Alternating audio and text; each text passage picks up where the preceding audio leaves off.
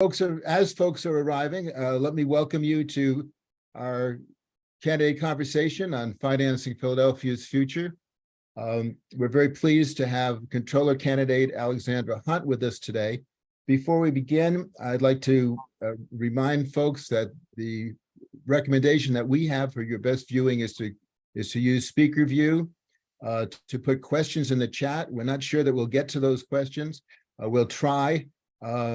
If we can't answer them on air, we'll try to answer them off air. And use the chat also if you are not already on the Philadelphia Public Banking Coalition's forum listserv, so that we can keep you appraised of additional candidate conversations and other activities of the forum. We're very pleased to have Alexandra with us today. She is a candidate for the city controller and has a background in data science and in public health, and is passionate about the future of Philadelphia and what she can do for that as the next controller.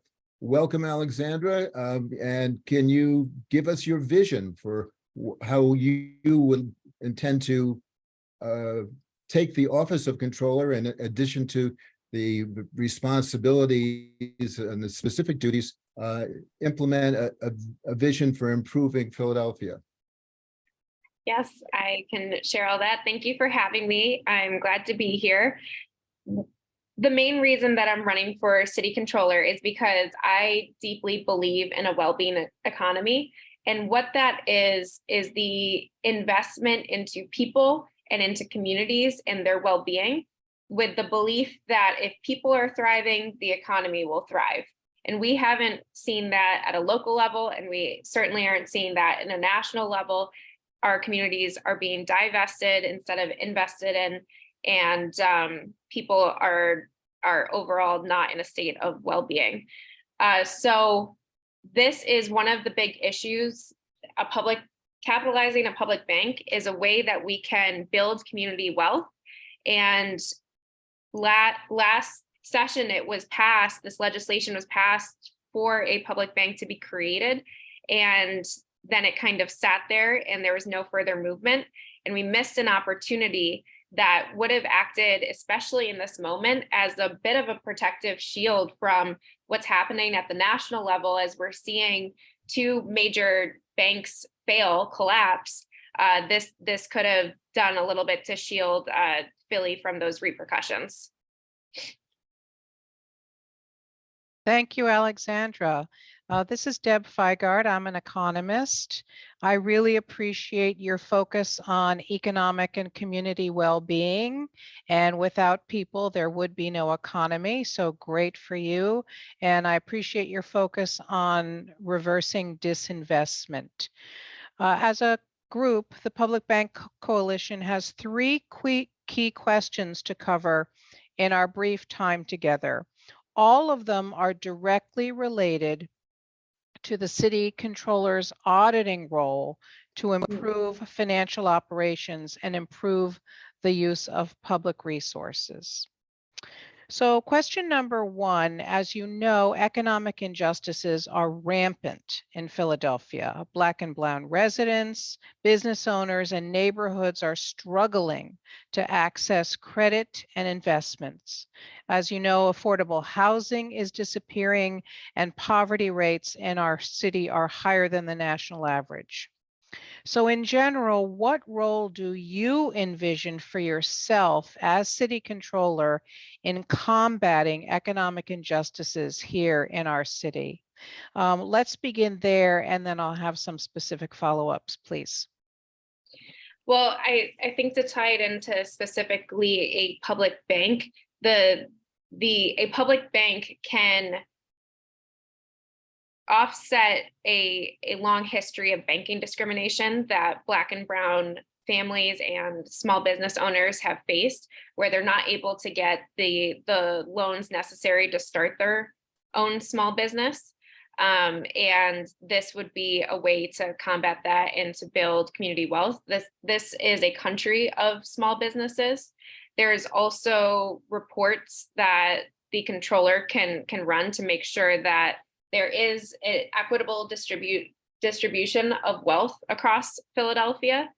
And I think just to point out in the role of city controller, a power that is often overlooked, and in the past, controller was utilized more frequently, but I intend to utilize frequently, is that there is a power of subpoena with any sort of bank statements or missing accounting documents that different government agencies haven't been as forthcoming with in the past. Thank you for that. Yes, running reports and subpoena power. Along those lines, let me ask, would you audit the Treasury's oversight of the financial institutions that hold city funds and deposits? And would you consider ensuring that city funds go to those financial institutions that are performing best with respect to their Fair Lending and Community Reinvestment Act obligations? Thank you. Yes, audit certainly. And then I think with the performance, what is considered performing best, that has to be done with a lens of equity. But as long as it meets that lens and there's a removal of any sort of bias or unequal distribution of resources, then yes. Thank you for that. Alexandra, to follow up that question, excuse me Jeff, for a second. How do you envision a partnership between the controller, the treasurer, and the financial authority to help to not only enforce the letter, but the spirit of the Community Reinvestment Act, and to help to shape a financial ecosystem in Philadelphia that is more equitable and welcoming? I think two aspects that I'm running on can help do that, help build that relationship. And one is the Office of Quality Assurance that I would like to create in the city controller's office, that is with intention to remove any bias from city controller and to hold the fiscal watchdog in check as well, but to also operate as a place of information and assistance for other government agencies where it can have that proactive relationship. So it's not just the financial police officer going after missing money, but also just an information place of, this is how we can work together, and this is how to properly do this, and more of that friendly relationship.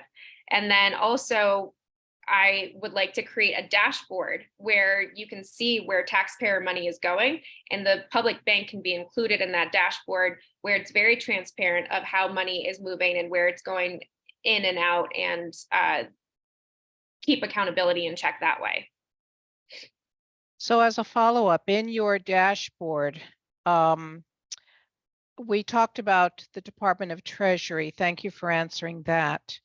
In your dashboard, would there be other departments or other functions in city government that you would audit or issue reports on in your first year or two in order to improve the city's financial operations with an aim toward economic justice, local economic development, and the community wealth building you talked about? Okay, there were a couple parts to that question, so let me make sure that I understood all of them. You're asking, will there be additional functions to the dashboard, as well as are there additional reports that? Yes, looking at other departments and agencies besides Treasury, what other things might you audit and look into? For example, would you look into commerce to see how businesses and which businesses are being supported or not supported in the city? Other agencies, other departments, What might you do in the first 2 years in terms of those investigations? Well, my day one investigation is into the decades old known financial leak through the sheriff's office. And that's something that I know is going to take a little bit of time and a lot of muscle and courage. Um, Another thing that I would like to look into that I was recently discussing with a friend of mine is nonprofit status, and if nonprofit status is being awarded correctly for different groups within Philadelphia. Thank you. And then taking the larger macro bird's eye view of the city budget and where it is spending over $5 billion a year, how might you prioritize in the controller's role? How might you prioritize local and underserved economic development needs in the city? I think one of the ways to do that is through schools, and to make sure that not only, well, that schools are properly funded in terms of equipment and staffing, but also that buildings are safe and respectable for children to be going to school in. I think that's really crucial for economic development. It is it's macro and it's long term, but it's pretty major. Another area is in both homeownership and foreclosure rates as well. So looking into property management and taxes as well. Thank you for that. One final question, and then I'm going to turn it over to Peter to explore some related issues. So as controller, you would also have the responsibility to audit a variety of economic development authorities in the city according to the Home Rule Charter. So do you have any standards or expectations that you might put into play with respect to transparency and democratic engagement and whether they're doing their jobs? The economic development authorities in the city, like the PIDC, and then hopefully the new Philadelphia Public Financial Authority. What would you look for in terms of your standards and expectations for those economic development bodies? I mean, I think it's not a lofty expectation to expect full transparency of money in, money out, and all records of where money is going. And that's something that I will, as city controller, I'll use power of subpoena when I have to get that, and courage and muscle. Oh, thank you very much. I'm going to turn it over to Peter Winslow. Yeah, then Alexander, you certainly have full transparency from the financial authority, because that's one of the principles that we're holding up. As the controller, controller serves ex officio in several functions, including as a member of the board on the gas commission and on the city pension funds. So how do you see your function on those board assignments for such things as the transition of PGW from a society that's reliant on fossil fuels to one that is more sustainable using renewable energy and energy efficiency, and for the pension funds to invest pension fund money into the Public Financial Authority and ultimately the public bank? I think you helped me a little there, but yes, traditionally the pension funds have not been invested in areas that are beneficial to workers and are also sometimes risky.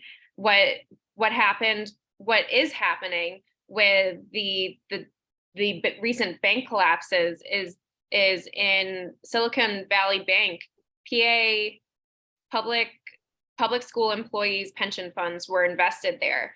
And instead of investing into outsourced banks or into Wall Street, we can be investing into a public bank that's going to see that capital gain at the local level and build the local economy.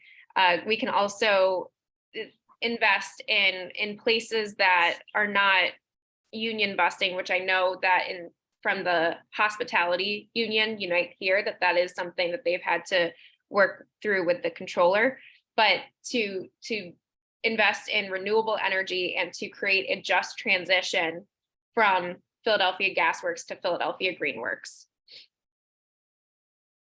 Thank you. That's good to hear.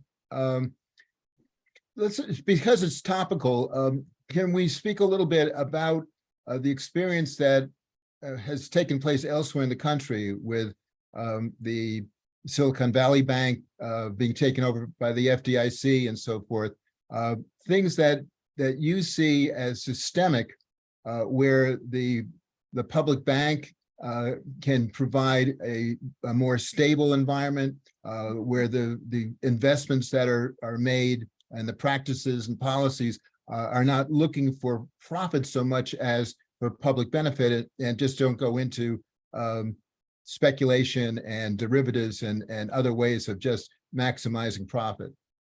Exactly. And what a well-being economy measures is outcome, not profit.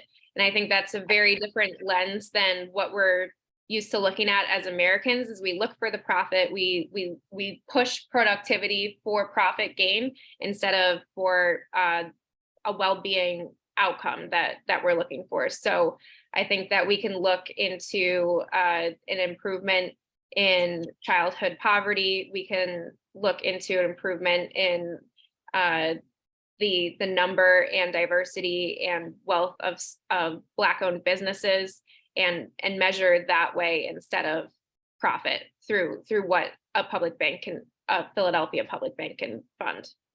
So does that mean that as controller, you will be working with others perhaps to develop metrics, non-financial metrics, as well as financial metrics, to measure the benefit that accrues from a program, as opposed to just return on investment? Absolutely. And I think that's where my public health background is pretty major, is that's how I think that measurements should be made, not just financially, but are people doing better? Is a community improving? So you'll be looking at various policies and programs of the city and of other institutions that serve the city as a way of developing those metrics and applying them? Looking at other programs as a way of developing those metrics? Is that? Yeah, and applying them. I think that actually this work can be done through the city controller's office. There is a not funded, but an underplayed role in the city controller's office for policy analysis, and that there can be a few more devoted folks to specifically looking at programs and policies through the lens of the outcome, not the profit. And do you see particular areas where this would be important for the city? I know you've mentioned public health and education. Is other housing and other priorities that you would be pursuing? Housing, public safety, healthcare, all of it, all of the aspects that impact a person's well-being, and they all intersect with each other. So it's hard to just dissect and pick one or two. Well, the Philadelphia Public Banking Coalition, along with Black clergy and many other organizations, are supporting the 57 Block Initiative that was originated, I would say, by our District Attorney Larry Krasner. Do you envision a role for the controller and the 57 block initiative? Can you familiarize me briefly with the 57 block initiative? Sure. This is essentially to recognize that there's a correlation between gun violence and redlining and Black neighborhoods and economic capacities and opportunities, that they're all interrelated, and to take a systemic approach to addressing these problems rather than just draconian increasing enforcement. Absolutely. And the unfortunate side of that is that when a community is in pain, we want that quick fix and that knee-jerk reaction to quickly make it stop because it hurts so bad. But this has been a long time coming, and we have to think of the long-term solutions that are going to make this stop from the root, and that's how you do it. Great. We have some questions from the chat. Deb, rather than jumping in, has put her question, could your dashboard include those wider metrics about community economic well-being?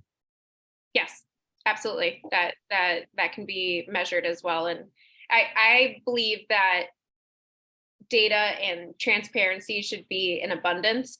And that's something that I would love to be as forthcoming as possible so that other groups can take up advocacy for different issues with more data and better informed data that they have. So yes. And Pamela is asking a question that's involved in that what is involved in developing and using the new metrics, and whether there needs to be some authorization, or if these are suggestions that are made, or something that we would attempt to use universally.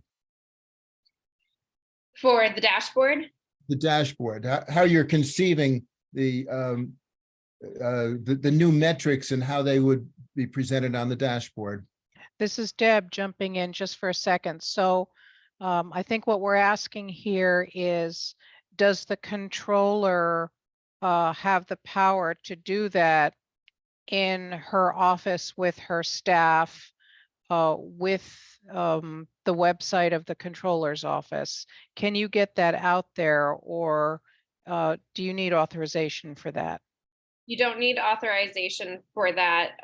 It is something that the controller can do, and that previous controllers have run on but have not completed. And it's going to be a massive data mining project. And it's going to involve tracing down every single dollar, but it's going to provide a lot of information that a lot of Philadelphians are aware of, but don't actually have the evidence of, that money's going missing here, money's being overspent here, and it'll put it all in one place. It will be unpopular with the establishment, popular with the people, and that's my life goal. Following up on that, we have a question as to what pushback you have received, or do you anticipate receiving, from Chamber of Commerce and other entrenched establishments within the city, and how do you intend to contend with all that pushback that you have or will receive?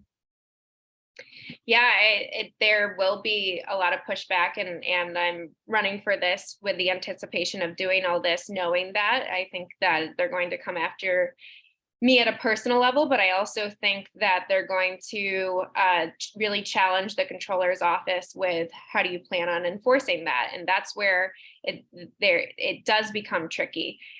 So there's a couple of different levels that a controller can take to push a government agency to act with accountability. And one is hiring a private lawyer to sue them. Another is potentially working with the DA, and another is getting the mayor on board with the different things that we're pushing for, and having the mayor back us up as an enforcer. Alexandra, you mentioned that you're expecting personal attacks, and if how do you respond to criticism that you don't have specific experience in auditing and accounting? How do you counter those criticisms that might be leveled at you? Well, I think that it's really important for people who are going after every single dollar to know the value of every single dollar. And that's something that I'm certainly aware of with my own life experiences. I have known empty bank accounts, and I've been financially independent since I was a teenager. I also am well aware of the capabilities of folks already in the office of the city controller, and that they are very qualified in doing their jobs. And I really believe in them. And we're going to be working together in the direction that we want the city controller's office to go in, which is the vision that I've been sharing with all of you, and they can perform the audits that they have been hired to perform. Thank you. As a former, as a CPA and former auditor, I agree that you're in an executive position and your staff is very competent staff. Deb, do you have any follow-up questions? I do not. I want to thank you for your time. This has been really informative. And on behalf of the Public Bank Coalition in Philadelphia, I thank you. Anyone else? Now, I know we have just about 2 minutes left, but in that 2 minutes, Alexander, is there any final word that you would like to have that we can share with the public? I just want to thank you all for the work that you've done, and that this public bank is so important to Philadelphia and to creating the better future that we all want to see. And I know that's taken a lot of grit from all of you. So thank you for doing this. And I'm really looking forward to being in a position to help this become real and to capitalize this bank and to see Philly's wealth grow. So I'm glad to be here, and thanks for facilitating this conversation. Well, thank you so much. We do appreciate your talking to us. And we thank all the folks that have taken time from their busy schedules to be part of our conversation. We thank all of you as well. And we invite everybody to come back to Financing Philadelphia's Future. That's a lot of futures. Please come back, and please come back for the additional candidate conversations that we will have as this primary election season proceeds. Thank you all so much.